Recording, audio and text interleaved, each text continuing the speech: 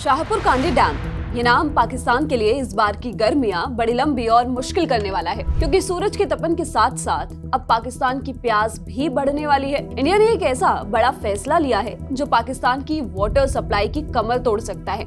India Ravi नदी से पाकिस्तान जाने वाले सरप्लस यानी फालतू पानी को पूरी तरह रोकने की तैयारी कर चुका है। पिछले साल पहलगाम टेरर अटैक के बाद जब इंडस वाटर ट्रीटी सस्पेंड हुई थी, तभी से खतरे की घंटी बज रही थी और अब ये क्राइसिस अपने पीक पर है।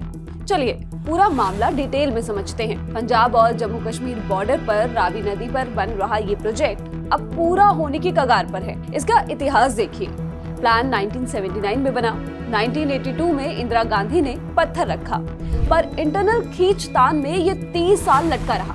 2008 में इसे नेशनल प्रोजेक्ट घोषित किया गया और आज लगभग 3,394.49 करोड़ रुपए की लागत से ये तैयार है।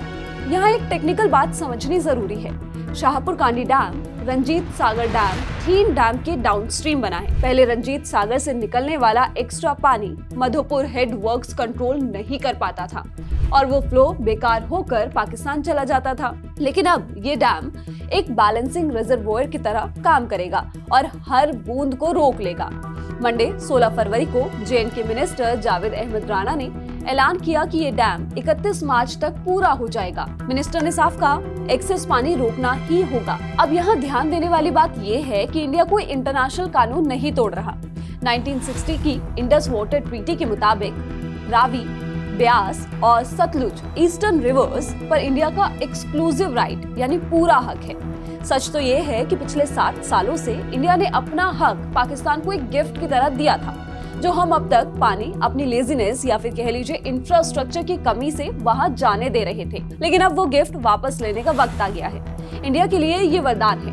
इस डैम से पंजाब और जम्मू कश्मीर की 91,856 एकड़ एक्स्ट्रा जमीन पर हरियाली आएगी और 206 मेगावाट बिजली मिलेगी। राजस्थान के रेतीले इलाकों तक रावी का पानी अब नए सिरे से खेती को जिंदा करेगा। लेकिन पाकिस्तान के लिए ये किसी मौत के फरमान से कम नहीं है। पाकिस्तान का दिल कहे जाने वाले लाहौर पूरी तरह रावी पर डिपेंड है।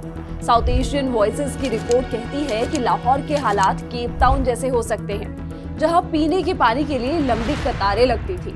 सिर्फ इतना ही नहीं, रावी का पानी रुकने से पाकिस्तान की प्रोविंसेस सिंध और पंजाब के बीच का इंटरनल झगड़ा और भड़क सकता है, जो वहां की स्टेबिलिटी को हिला देगा। ये कदम तब उठाया गया है जब इंडिया पाकिस्तान के रिश्ते सबसे निचले स्तर पर हैं। पहलगाम अटैक में 26 जवानों की शहादत के बाद इंडिया ने अपनी स्ट्रैटेजी बदल ली है। इसे एक्सपर्ट्स पैसिव अग्रेशन कहते हैं, जहां बिना गोली चलाए दुश्मन पर प्रेशर बनाया जाता है।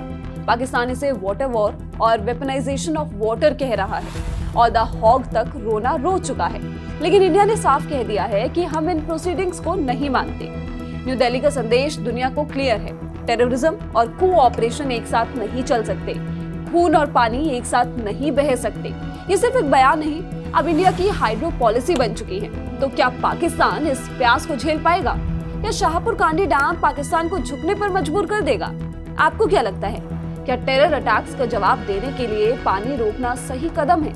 कमेंट्स में अपनी राय जरूर दीजिए और लेयर्ड को सब्सक्राइब कीजिए।